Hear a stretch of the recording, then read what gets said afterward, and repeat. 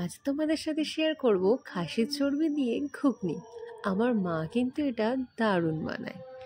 চলো তাহলে দেরি না করে রেসিপিটা দেখে নেওয়া যাক। এখানে কিন্তু আমরা প্রায় 400 গ্রাম মতো চর্বি নিয়ে নিয়েছি। এবার এটাকে আমরা একটু পিস পিস করে কেটে নেব। আপনারা যেমনভাবে পারেন তেমনভাবে পিস করে নেবেন। কেউ ছোটও রাখতে পারেন, আবার কেউ বড়ও রাখতে পারেন।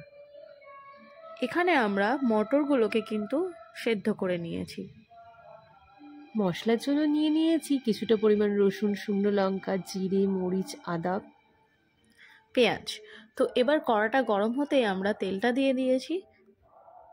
তেলটা একটু ভালো করে নাড়িয়ে চাড়িয়ে নিয়ে পেঁয়াজ কুচিটা এখানে আমরা দিয়ে দেব।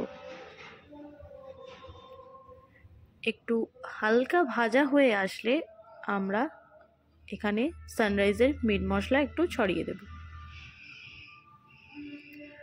এরপর পেস্ট করে রাখা মশলাটা আমরা এখানে দিয়ে দেব। মশলাটা দিয়ে আমরা খুব ভালোভাবে কষিয়ে নেব।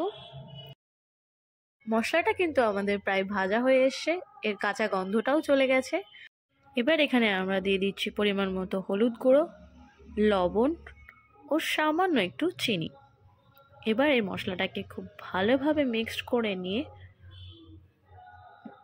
আমরা এখানে চর্বিগুলো দিয়ে দেব। তো এটাকে আমরা খুব ভালোভাবে কষিয়ে নেব। একটু ভালোভাবে নাড়িয়ে নেওয়ার পরই আমরা দিয়ে দেব সিদ্ধ করে রাখা মটরগুলো। তো মটরগুলো ভালো করে মিক্সড করে নেব। ভালো করে মিক্স করে নেওয়ার পর এটাকে আমরা কিছুক্ষণের জন্য ঢাকা দিয়ে রেখে দেব। দেখতেই পাচ্ছ আমাদের ঘুগনি কিন্তু অনেকটা রেডি হয়ে গেছে। এখানে কিন্তু আমরা কিছুটা চিকেনও দিয়েছিলাম, সেটার ভিডিও করতে আমরা ভুলে গেছিলাম, তো সেই জন্যই দেওয়া হয়নি। তো আমাদের ঘুগনি কিন্তু একদম রেডি হয়ে গেছে। আর কিছুটা পরিমাণ গরম মশলা ও ধনেপাতা কুচি দিয়ে সার্ভ করুন।